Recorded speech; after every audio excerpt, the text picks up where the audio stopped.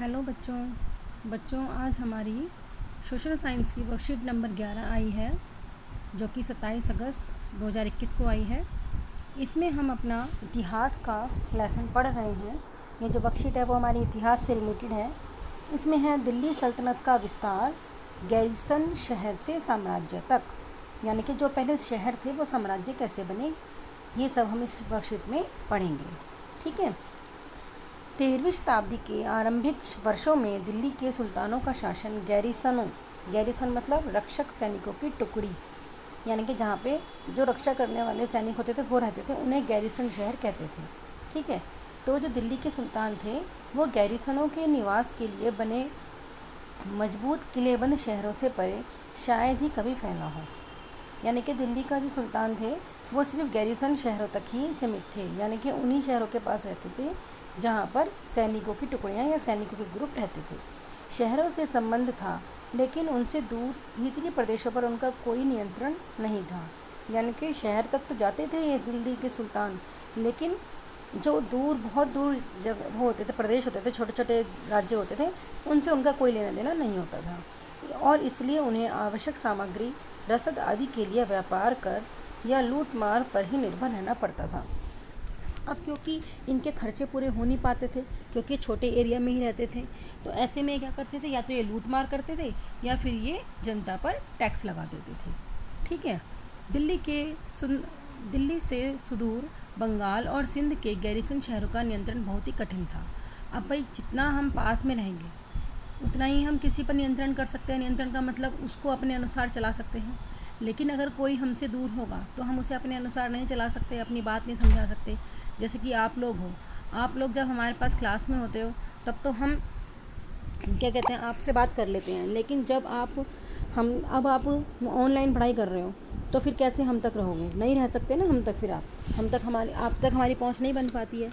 तो ऐसे में यही हाल उस वक्त दिल्ली के सुल्तानों का था कि वो बंगाल और सिंध जैसे देशों जो शहर थे वो दूर थे, वहाँ पर उनका कोई नियंत्रण नहीं था। बगावत यानी कि लड़ाई, युद्ध, यहाँ तक कि खराब मौसम से भी उनके संपर्क के नाजुक सूत्र छिन-भिन हो जाते थे। यानी कि छोटा मोटा जो उनसे थोड़ा कांटेक्ट बना होता था वो कांटेक्ट भी युद्ध की वजह से, मौसम की वजह से टूट जाता था।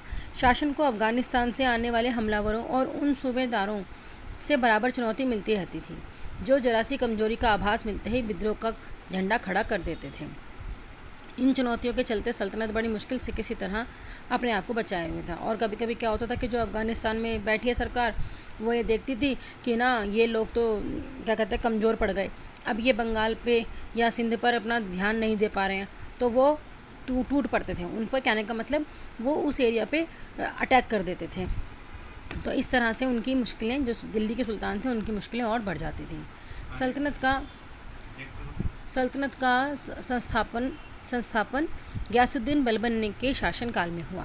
सल्तनत मतलब सुल्तान, यानी कि एक राज्य बनाना जिस पर किसी एक का हक हो। पहले सुल्तान थे लेकिन वो सिर्फ गैरिसनों को देखते थे। गैरिसन मतलब जहाँ पे रक्षक रहते थे उन जगह को देखते थे, लेकिन सल्तनत का मतलब होता है एक बड़ा एरिया। तो सल्तनत सबसे पहले किसने बनाई? गयासुद्दीन बलबन ने। और इसका विस्तार किसने किया, इसको बढ़ाया किसने? अलाउद्दीन खिलजी और मोहम्मद तुगलक ने।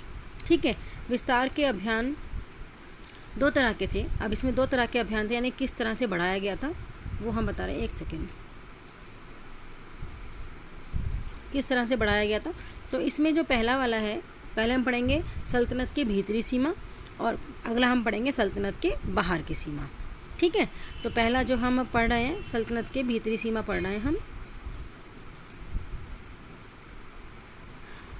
इसमें है सल्तनत के भीतरी सीमाओं में जो अभियान चले उनका लक्ष्य था गैरिसन शहरों की पृष्ठभूमि में स्थित भीतरी क्षेत्रों की स्थिति को मजबूत बनाना। यानी कि जो भीतरी सीमा थी, भीतरी सीमा मतलब अंदर की सीमा, यानी कि ये सिर्फ गैरिसन शहरों पर ही ध्यान रखे हुए थे।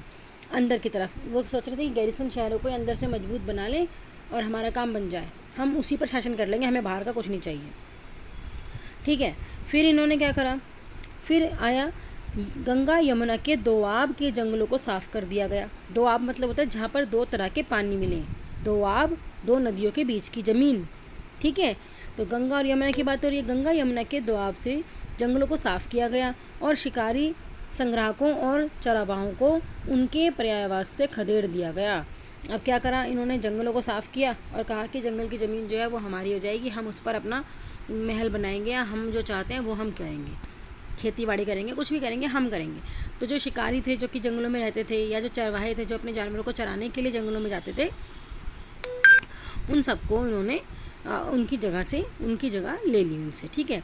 व्यापार मार्गों की सुरक्षा और क्षेत्रीय व्यापार की उन्नति की खातिर नए किले, गैरिसन शहर और नए नए शहर बसाए गए।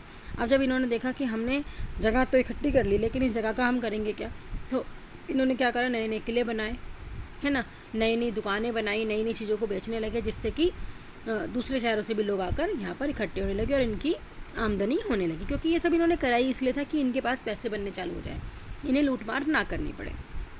अब अगला जो हमारा कॉलम है वो है सल्तनत के बाहरी सीमा, गैरिसन शहरों के भीतरी क्षेत्र से परे, यानी कि गैरिसन शहरों के अंदर जब करा इन्होंने सल्तनत बनाई अपनी, तो वो तो हमने यहाँ पढ़ लिया।